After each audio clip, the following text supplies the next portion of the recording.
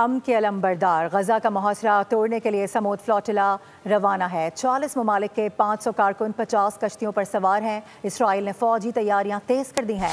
इतलात आ रही हैं कि कमांडोज की मशकें मुकम्मल कर ली गई हैं और अस्पताल एमरजेंसी पर डाल दिए गए हैं। इसके अलावा मुंतजमीन ने इमदाद को दीगर रास्तों से भेजने की इसराइली तजवीज़ को मुस्तरद किया है। रिपोर्ट्स के मुताबिक 9 कश्तियों पर ड्रोन हमलों में नुकसान हुआ, जबकि इससे कबल भी 2 कश्तियां रोकी जा चुकी हैं।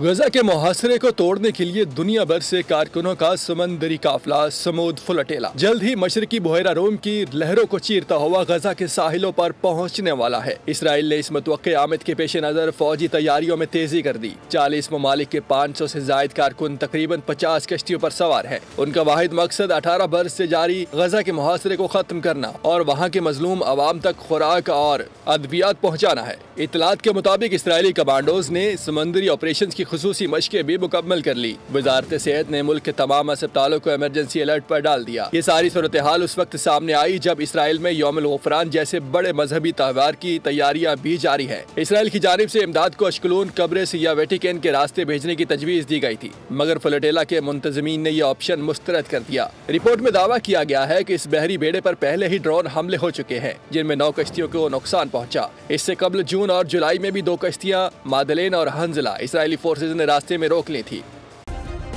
सब्सक्राइब करें और बेल दबाएं ताकि कोई खबर रह न जाए।